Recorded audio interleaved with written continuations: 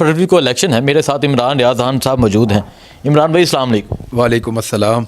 Election sir पर है, 8 तारीख को इलेक्शन है। अपना तजिया पेश करें, 8 तारीख को आप क्या देख रहे हैं, मुल्क भर में क्या होगा, और 8 तारीख की शाम को 8 बजे क्या रिजल्ट देख रहे हैं आप? ये ना पाकिस्तान की तारीख के जो अहम तरीन इलेक्शन है उनमें से ये एक है। बल्कि अगर मैं ये कहूँ कि ये डिफाइनिंग इलेक्शन है पाकिस्तान की तारीख़ में, तो ये बात गलत नहीं होगी, क्योंकि आज से पहले पाकिस्तान में जितने इलेक्शन हुए हैं ना, सर्वेज जिस पार्टी की मकबूलियत बता रहे होते थे ना, पाकिस्तान का निज़ाम उस पार्टी के साथ कुर्बतें बढ़ा रहा होता था। यानी सिस्टम इस्टेब्लिशमेंट वो सारे ये समझते थे कि इस पॉलिटिकल पार्टी की क्योंकि हुकूमत आ रही है तो इनके साथ वर्किंग रिलेशन हमें बेहतर करना चाहिए, जो पार्टी भी सर्वेज में आगे जा रही होती थी। It is first time in the history of Pakistan के, यानी फर्स्ट टाइम तो नहीं है, हमारे साथ 71 में ये हो चुका है। 70 वाले इलेक्शन के अंदर वो वहाँ प्रॉब्लम हुआ था, लेकिन ये बड़े लंबे अरसे के बाद, यानी हम कौन से इलेक्शनों के हम गवाह हैं। यानी हमें ये याद है मुशर्रफ ने अपने दौर में एक इलेक्शन करवाए थे और उन्होंने काफ लीग को कामयाबी दिलवाई थी। वो तो एक इलेक्शन डिक्टेटर के दौर में थे, तो उनको तो आप किसी गिनती में ना लें। लेकिन उससे पहले बेनज़ीर के इलेक्शन या नवाज शरीफ के इलेक्शन, तो वो जो भी जीत रहा होता था या जिसका भी पता होता था कि ये जीत रहा है, तो पाकिस्तान के इदारे उसके साथ एक वर्किंग रिलेशन एक बना लेते थे। अब जो हमने देखे हैं, खुद विटनेस किए हैं, जब पीपल्स पार्टी बेनज़ीर भुट्टो की शहादत हुई तो उसके बाद हमने देखा कि उनका एक वर्किंग रिलेशन बना और उनकी हुकूमत भी आ गई और मुल्क में उनकी वेव भी चल रही थी। 2013 में नवाज शरीफ ने आना था तो फिर वो उधर वर्किंग रिलेशन बन गया। 2018 में तमाम सर्वेज इमरान खान को जितवा रहे थे, तो इमरान खान साहब के बेहतर ताल्लुकात हो गए।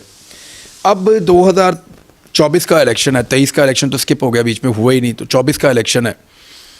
इस इलेक्शन में पहली मरतबा मैं ये देख रहा हूँ अपने सहाफ़ती करियर में या अपनी लाइफ में कि एक पॉलिटिकल पार्टी मकबूल तरीन पॉलिटिकल पार्टी बन गई है। यानी जब से मैंने होश संभाला, मैंने किसी भी पॉलिटिकल पार्टी को मकबूलियत की इस मिराज के ऊपर नहीं देखा जो आज पाकिस्तान तहरीक इंसाफ है। और इस मकबूलियत के बावजूद जब सारे सर्वेज ये कह रहे हैं कि ये पॉलिटिकल पार्टी जीत जाएगी या इसके आज़ाद उम्मीदवार भी हारेंगे, आज़ाद उम्मीदवार तो नहीं है एक्चुअली, वो पाकिस्तान तहरीक इंसाफ के उम्मीदवार हैं, सिर्फ उनके पास सिंबल नहीं है। अभी ये केस चल रहा है, इसका भी कोई ना कोई इसका नतीजा निकलेगा। ये मामला मुझे लगता है सुप्रीम कोर्ट तक भी जाएगा। बहरहाल अब वहाँ पे एक नई चीज़ हम ये देख रहे हैं कि जो पॉलिटिकल पार्टी पब्लिक की नज़रों में या सर्वेज़ में या मीडिया सर्वेज़ में या हर तरह के सर्वेज़ के अंदर जो पॉलिटिकल पार्टी जीत रही है, उसके लिए सिस्टम जो है वो किसी किस्म की गुंजाइश नहीं निकाल रहा। और पब्लिक ने भी एक ख़ास किस्म की ओपिनियन अपने अंदर बना ली है।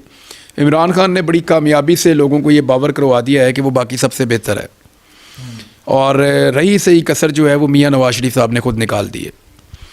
यानी मियाँ साहब के जो कंप्रोमाइज़ हैं, मियाँ साहब ने जिस तरह की गंदी पॉलिटिक्स की है गुज़िश्ता तकरीबन 2 सालों में, ख़ास तौर पे जो शहबाज शरीफ ने हुकूमत बनाई वो इनका सबसे बड़ा ब्लंडर था। इनके पास मौका था कि ये इलेक्शन में चले जाते, ये इलेक्शन में नहीं गए। इन्होंने PDM की एक हुकूमत बनाई, उस हुकूमत में अवाम का पट्टा ही बिठा दिया, बेड़ा गर्क कर दिया, इकॉनमी का सत्यानाश कर दिया। मुल्क के अंदर महंगाई की सूरत हाल आपके सामने है, आम आदमी के हालात आपके सामने हैं। वो फैसलाबाद अभी आप होकर आए हैं, आप मुझे बताएं फैसलाबाद में अगर मैं रेशो की बात करूं तो क्या चल रहा है? आपके पास तो डाटा भी है, क्या सूरत हाल है? 80% मैं ऑन कैमरा कहूँगा, वो सर्वे अपलोड हो जाएगा। और आप 1 गो में सर्वे करते हैं? हाँ, 1 गो में 8 कैमरा लेते हैं, बगैर कट किए पूरा बाजार आप फिरते हैं, वो सर्वे आप देते हैं, उस पर कट नहीं है। हम लोग तो एडिट कर सकते हैं, बाकी लोग जो जाते हैं तो आप एडिट नहीं कर सकते। आप 1 गो में बताते हैं, जो लोग खड़े हैं उनसे बात करते हैं। अब वहाँ 80% का रिजल्ट है, उसका रीज़न समझे ना आप। आपको याद है 2020-21 के अंदर फैसलाबाद में लूमें चल पड़ी थी सारी की सारी, और वहाँ पे मज़दूर कम पड़ गए थे। बड़े लंबे अरसे के बाद पहली मरतबा ऐसा हुआ कि फैसलाबाद में काम करने वाले लोगों की किल्लत हो गई और काम की बहुतात हो गई। ऑर्डर्स जो हैं उनको पूरा नहीं कर पा रहे थे फैसलाबाद के जो मैन्युफैक्चरर्स हैं, ये हो रहा था। अभी इस वक्त सूरत हाल ये है कि सारी लूमें बंद पड़ी हैं, कारोबार तकरीबन बंद पड़ा है। बहुत मुश्किल से कुछ लोग अपना कारोबार बचा पाए हैं, लोग अपना सरमाया और कारोबार बाहर शिफ्ट कर रहे हैं। हुनरमंद जो है वो पाकिस्तान छोड़ कर जा रहे हैं। ये पीडीएम की 1.5 साल हुकूमत ने इस मुल्क को तोहफे दिए हैं। ये मियाँ साहब का एक बहुत बड़ा ब्लंडर था ये हुकूमत बनाना, और उसके बाद जिस तरह की सियासत मियाँ साहब ने की इंतकामी, इस पीडीएम की हुकूमत ने जिस तरीके से इंतकाम लिया लोगों से, उस चीज़ ने इनकी शोहरत को मज़ीद दागदार किया। लोग रिएक्शन में आ गए हैं। अब लाहौर जैसा शहर, मैंने आज वहाँ पे अपनी टीमें भिजवा के हमने सर्वे करवाया था पिछले 2 दिन में। मुझे थोड़ी सी कमी बेशी हो जाए तो शायद 187 मुझे वोट पड़ता है। 187 लोगों ने कहा था कि मुझे याद पड़ता है कि हम यास्मीन राशिद को वोट करेंगे, और 99 लोगों ने कहा कि हम नवाज शरीफ को वोट करें। यास्मीन राशिद जेल में है, नो कंपेन, नो पब्लिसिटी, कुछ बैनर, एक पोस्टर नहीं है पूरे हल्के, क्योंकि लोगों को पता है कि उनका इंतखाबी निशान क्या है। हैरत की बात यह है, लोग बड़े ज़हनी तौर पे तैयार हैं। ये अगर कोई सोच रहा है कि लोगों को पता नहीं चलेगा कि उनका इंतखाबी निशान क्या है या उनको किसको वोट करना है आज़ाद उम्मीदवार को, तो लोगों को पता है। अब वहाँ पे यास्मीन राशिद नवाज शरीफ को डबल मार्जिन से मार रही थी जो हमने सर्वे करवाया। अब हम मरियम का हल्का भी चेक करेंगे 1-2 दिन में, बाकी हल्के भी देखेंगे। एक और सर्वे भी मैं करवाना चाह रहा हूँ कि लोगों का ये देखें कि क्या उनको पता है कि उनके कैंडिडेट का जो आज़ाद हो गया है पाकिस्तान तहरीक इंसाफ के वोटर को, क्या इस बात का पता है कि उनके कैंडिडेट का इंतखाबी निशान क्या है।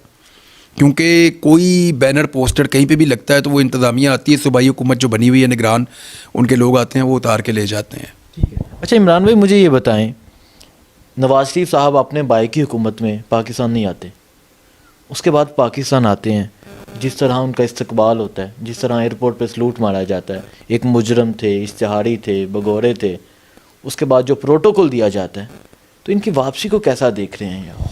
देखिए मियाँ साहब का ना ये आखिरी इनिंग खेल रहे हैं वो अपनी सियासत की। इसका इख्तिताम अच्छा होना चाहिए था, मुझे उनके लिए अफसोस होता है। यानी एक ऐसा शख्स जिसने सियासत शुरू की उस वक्त ज़ियाउल हक साहब की किस ज़ेरे साया उन्होंने काम शुरू किया, जनरल जिलानी से इनका काम शुरू हुआ, फिर ये कभी इनकलाबी बन जाते थे, कभी ये कंप्रोमाइज़ कर लेते थे, डीलर बन जाते थे। तो मियाँ साहब की सियासत में बहुत सारे उतार चढ़ाव हैं। कई मरतबा उन्होंने लोगों को ये साबित करने की कोशिश की कि वो इनकलाबी हैं, लेकिन हर मरतबा जिन लोगों ने उनको इनकलाबी समझ के उनके पीछे 4 कदम चले तो 5वें कदम पे उनको पता चलता था कि ये तो वही आदमी है। कभी वो मेमो गेट में चले जाते थे, कभी उसके ऊपर माफ़ी मांग लेते थे, कभी वो जुनेजो के ख़िलाफ़ साजिश करते थे, कभी बेनज़ीर की हुकूमत गिरा देते थे, फिर माफ़ी मांगते थे, फिर बेनज़ीर की हुकूमत गिरा देते थे, फिर बाद में मिसाक़ जमहूरियत कर लेते थे, फिर गिलानी की हुकूमत गिराने का हिस्सा बन जाते थे, फिर परवेज़ अशरफ के पीछे पड़ जाते थे, फिर गो जरदारी गो भी कर देते थे। तो नवाज शरीफ साहब ने पाकिस्तान में हुकूमतें गिराने का रिकॉर्ड कायम किया है।